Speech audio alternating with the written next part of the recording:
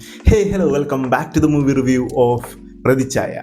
ഒരു average movie ആയിട്ടാണ് ഈ സിനിമ എനിക്ക് ഫീൽ ചെയ്തത്. ഒരു തവണയ്ക്ക് എന്തായാലും പോയി കാണാം. ഒരു 60% ഓക്കെ ആയിരുന്നു. സിനിമ കണ്ടു കഴിഞ്ഞ് ഇറങ്ങിയപ്പോൾ ഒരു നല്ലൊരു പൊളിറ്റിക്കൽ ത്രില്ലർ മൂവി കണ്ട ഒരു ഫീൽ എന്തായാലും ഉണ്ടായിരുന്നു.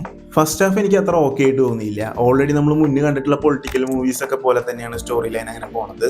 പിന്നെ നമ്മുടെ ഓൾറെഡി കേരള രാഷ്ട്രീയത്തിൽ നടന്ന കാര്യങ്ങളുമായിട്ട് സാമ്യതപ്പെടുത്തിയിട്ട് കുറച്ച് കാര്യങ്ങളൊക്കെ ഇതിൽ ഇൻക്ലൂഡ് ചെയ്യിപ്പിക്കുന്നുണ്ട്. ബാലചന്ദ്രൻ മേനോൻ ചെയ്തിട്ടുള്ള ക്യാരക്ടറാണ് മുഖ്യമന്ത്രി. ഇതിൽ ആളുടെ പൊളിറ്റിക്കൽ കരിയറിൽ ഉണ്ടാകുന്ന പ്രശ്നങ്ങൾ, അത് ആളുടെ ഫാമിലിനെ എങ്ങനെ ബാധിക്കുന്നു, അതുമായി ബന്ധപ്പെടുത്തിയിട്ടാണ് ഫസ്റ്റ് ഹാഫ് അങ്ങനെ പോണത്. സെക്കൻഡ് ഹാഫ് തൊട്ട് അത്യാവശ്യം നന്നായിരുന്നു കേട്ടോ. സെക്കൻഡ് ഹാഫ് തൊട്ട് നല്ല ഇൻട്രസ്റ്റിംഗ് ആയിട്ട് നമുക്ക് കണ്ടിരിക്കാൻ പറ്റും. നമ്മുടെ നിവിൻ നന്നായിട്ട് മാസ് കാണിക്കാനുള്ള ഒരു സ്പേസ് ഒക്കെ നല്ല രീതിയിൽ സെക്കൻഡ് ഹാഫ് തൊട്ടുണ്ട്.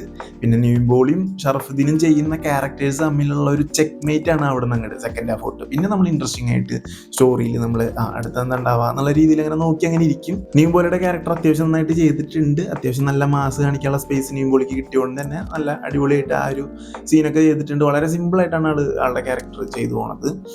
അത്യാവശ്യം ഫാൻസിനൊക്കെ നല്ല രീതിയിൽ രോമാഞ്ചം കൊള്ളിക്കുന്ന രീതിയിലുള്ള സീനൊക്കെ ഇതിൽ എടുത്തു വെച്ചിട്ടുണ്ട്. നിവിൻ പോളി ഫാൻസിന് എന്തായാലും ആ ഒരു ഭാഗത്ത് എത്തുമ്പോൾ കുറച്ചുകൂടി ഇൻട്രസ്റ്റിംഗ് ആയിരിക്കും, നല്ലപോലെ ഇൻട്രസ്റ്റിംഗ് ആയിരിക്കും. പിന്നെ ഷറഫുദ്ദീൻ്റെ ക്യാരക്ടർ വില്ലൻ ക്യാരക്ടറാണ്.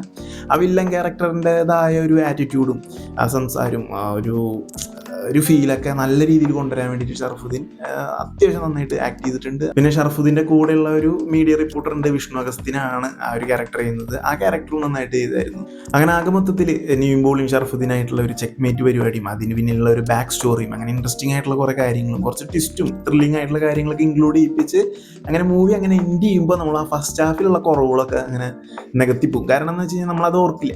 ഫസ്റ്റ് ഹാഫ് വരെ നമ്മൾ കുറച്ച് ബോറടിച്ചെങ്കിലും അതൊക്കെ സെക്കൻഡ് ഹാഫിലേക്ക് വരുമ്പോൾ അത് ഒരു സെറ്റാക്കുന്നുണ്ട്. അപ്പോൾ സെക്കൻഡ് ഹാഫിലേക്ക് വരുമ്പോൾ കുറച്ചുകൂടി ഇൻട്രസ്റ്റിംഗ് ആയിട്ട് സിനിമ കണ്ട് ഇറങ്ങുമ്പോൾ നമുക്ക് സാറ്റിസ്ഫൈങ് ആയിട്ട് എന്തായാലും ഫീൽ ചെയ്യും.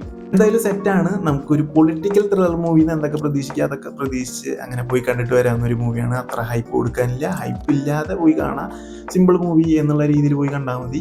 അപ്പോൾ എന്തായാലും ഈ സിനിമ കണ്ടവരുണ്ടെങ്കിൽ നിങ്ങളുടെ അഭിപ്രായങ്ങളൊക്കെ ഒന്ന് കമൻറ്റ് ചെയ്യും. ഒരു പൊളിറ്റിക്കൽ ത്രില്ലർ മൂവി എന്നതിലുപരി ഇതിലൊരു മെസ്സേജ് ഷെയർ ചെയ്യുന്നുണ്ട്. എന്ന് വെച്ച് കഴിഞ്ഞാൽ കുറച്ച് ഫേമസ് ആയിട്ടുള്ള ആൾക്കാർ, എക്സാമ്പിൾ പൊളിറ്റീഷ്യൻസ്, ആക്ടേഴ്സ്, ഇൻഫ്ലുവൻസേഴ്സ്, അങ്ങനെ സൊസൈറ്റിയിൽ കുറച്ച് ഫേമസ് ആയിട്ട് പോപ്പുലർ ആയിട്ടുള്ള ആൾക്കാർക്കൊക്കെ എതിരെ വരുന്ന ത്രട്ടണിങ് അല്ലെങ്കിൽ ഭീഷണി കരുതി കൂട്ടി അവർ പോലും അറിയാത്ത കാര്യങ്ങൾ അവരുടെ മേലെ അടിച്ചേൽപ്പിക്കുക. അത്യാവശ്യം ഇമേജുള്ള അല്ലെങ്കിൽ നല്ലൊരു പ്രതിച്ഛായുള്ള ഒരു വ്യക്തിയുടെ നേരെ ഇങ്ങനെ ഒരു കാര്യം വരുമ്പോൾ അയാൾ അനുഭവിക്കുന്ന സ്ട്രഗിള്, അയാളുടെ ഫാമിലിയിൽ വരുന്ന പ്രോബ്ലംസ്, അയാളുടെ സറൗണ്ടിങ്സിൽ അതെങ്ങനെ ബാധിക്കുന്നു, അതൊക്കെ ഈ മൂവിയിൽ പറഞ്ഞു പോകുന്നുണ്ട്.